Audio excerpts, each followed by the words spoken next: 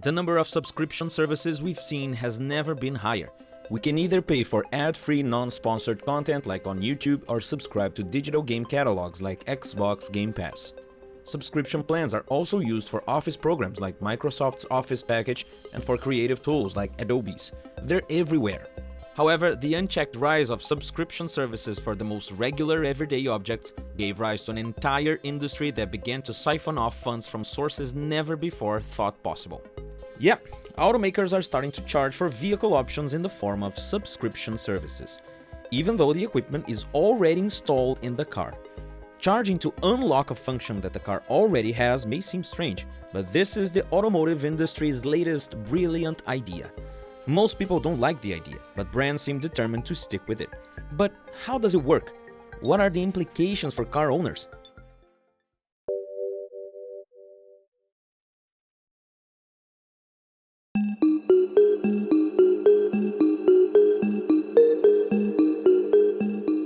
Until recently, the sale of optional features in cars generally always happened in a fairly straightforward way.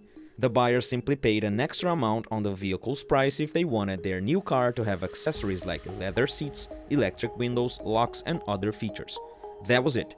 Now, some manufacturers are already charging monthly fees to include options in their customers' vehicles. Herein lies a critical distinction. Include, in this sense, does not indicate putting the chosen components and accessories in the car, as is customary. Rather, it means just activating the accessory via software. This is because some models already have optional features installed in the vehicle, but they will only work once you subscribe to the service. Modern cars are already leaving the manufacturer with some form of internet integration, which connects the vehicle's central system to the cloud via Internet of Things or IoT, the technology responsible for linking smart gadgets to the network. Some current models, like Tesla's full self-driving, feature innovative functionalities thanks to this hype of connectivity. But the evolution of this kind of technology also led to optional subscription devices that manufacturers started offering. They realized that now they could charge monthly for features that used to be a one-time purchase. They thought, why charge just once when you can get paid every single month forever? Here's how it works. Manufacturers are already producing cars with all the optional features built in, so every car of that model leaves the factory fully equipped. When you buy your car, you can choose to subscribe to these extra features, whether at the time of purchase or later on.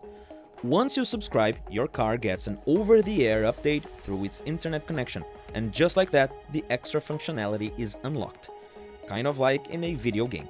The gaming industry has been doing something similar for years, called microtransactions, where you buy the game, but if you want extra content, you have to pay more. It's a straightforward process for cars too, and while it seems simple, this practice could cause a lot of headaches for drivers down the road. And consumers aren't blind to that. Some manufacturers have already tried to push these subscription services on customers, and unsurprisingly, it didn't go over well.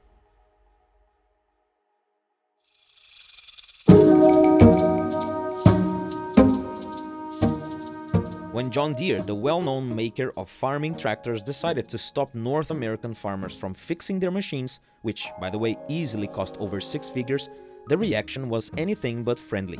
John Deere argued that the software running their tractors was their intellectual property, meaning no one else could mess with it. They enforced this by locking the software, which blocked farmers from using diagnostic tools or making repairs themselves. Instead, they had to shell out for expensive, brand-authorized fixes, and as you can imagine, that didn't sit well with tractor owners. Now, John Deere doesn't make cars, and this wasn't about fancy extras or add-ons. But you can't talk about the new wave of control in the car industry without mentioning this case. It was one of the first major standoffs between manufacturers and owners, where a simple software tweak let the company lock thousands of people out of basic maintenance on their vehicles. John Deere set the stage, and car makers are jumping on the bandwagon. Toyota, for instance, quickly followed suit. Their brand new models have a key system that lets you start a car remotely without even getting inside. On cold days, it's handy. You can warm up the engine while finishing up other tasks before heading out.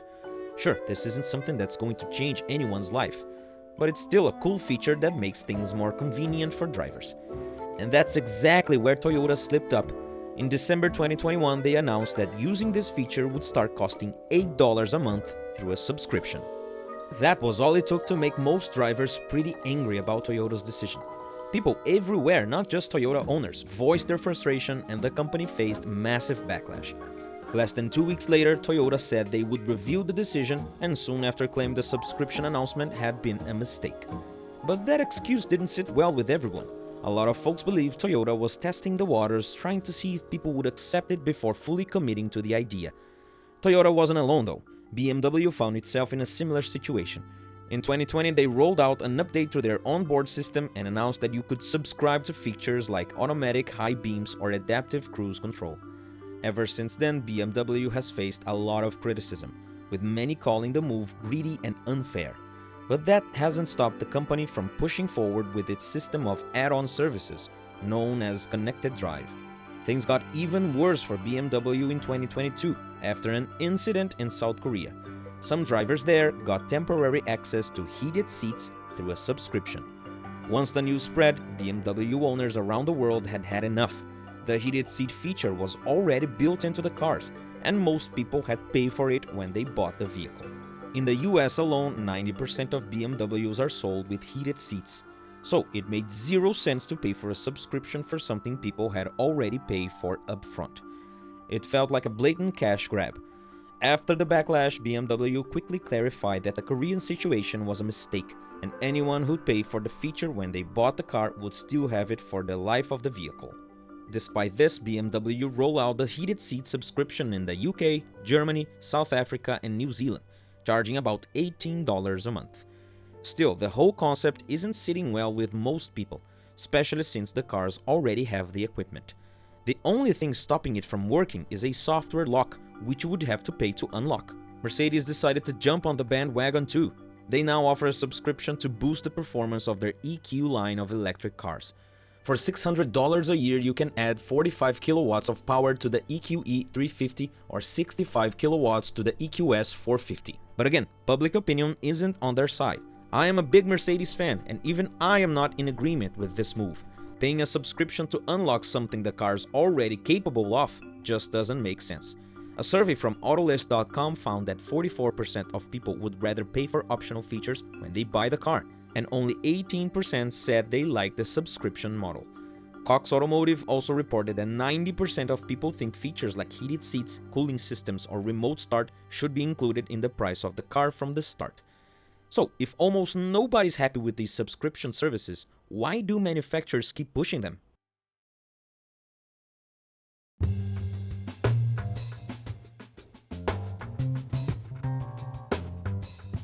The reason why subscription services are sticking around in the auto industry becomes pretty obvious when you look at what companies like Stellantis are projecting. They're expecting to make up to $25 billion a year from software services and subscriptions by 2030. For car brands that had to spend big on research and development for electric vehicles, this kind of recurring revenue is hard to pass up. These services are especially profitable because they give the manufacturers a steady monthly income. And if a customer stays subscribed for years, that means ongoing revenue for just that one vehicle, which could end up being more than what the car cost in the first place. Some automakers also argue that consumers are already used to subscriptions. Think Netflix or Spotify, so adding them to cars doesn't feel like such a big leap. Now, despite the controversy around this, subscription services aren't all bad for car owners. There are a few reasons why some might find them appealing, depending on the situation. One clear advantage is the flexibility. You can sign up for the features you want for a few months, and if you decide it's not worth the money fee, you can cancel whenever you want. No strings attached. That means you could theoretically buy a car without some features, try them out through a subscription, and then decide if you want to keep paying for them. It's like test driving the extra features but with the car already in your garage. It also lets owners adjust their subscription based on their needs. This could even save you some money if you play it right. Take BMW's heated seats, for example. You could subscribe to them during the winter and then stop paying for them when summer rolls around. Subscriptions can also give owners access to high-tech features that might be too expensive to pay for upfront. Plus, there are things like over-the-air updates which can improve your car's performance or fix bugs without even needing to take it into the shop. The Porsche Taycan, for instance, got the battery update that made it charge faster, something done entirely through an update. But of course, there are also plenty of reasons why you might not want to get into the subscription game. First of all, there's the cost. Paying every month for something that could be considered a basic feature can get expensive fast. And in some cases, over time, the total you pay for the subscription might be more than what it would have cost to buy the feature outright, if that's even an option. The downside is that once you stop paying, the feature just goes away, so you end up paying for something that was never really yours. On top of that, subscriptions don't boost the resale value of your car since the features aren't permanent. That's not the case when you buy a fully loaded vehicle, which tends to hold its value better when you sell it. Another issue is that you're at the mercy of the car manufacturer. They could change the plans, remove features, or hike up the price whenever they want. Plus, there's always the chance they will start charging for features that used to come standard, squeezing even more money out of customers. So yeah, there are ups and downs to this whole subscription model. While most people aren't thrilled about it, there's someone out there who might find it useful or convenient. But the big question is, are we completely stuck with what manufacturers decide, or is there a way out of this tricky situation?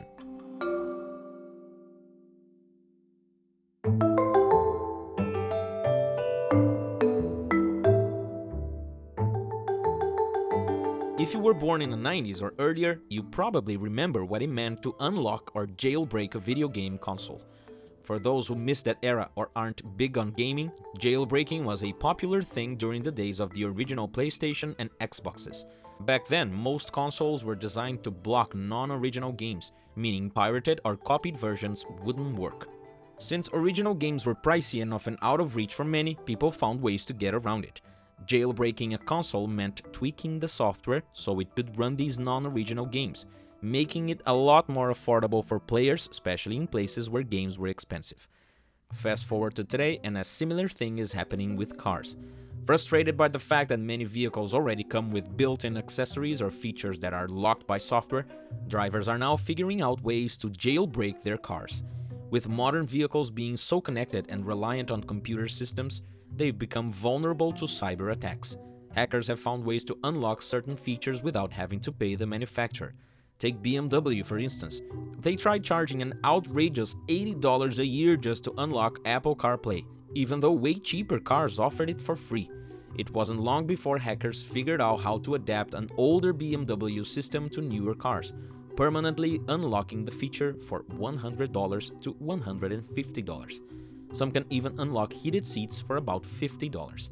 It might still be early days, but if subscription services keep growing in the auto industry, more people are likely to find blind spots in the software to activate features without having to pay monthly fees. This could lead to a whole underground market of techs willing to unlock the full potential of your car without you having to fork over a fortune every month. We've already seen this happen with John Deere tractors, and there are websites dedicated to bypassing their locks.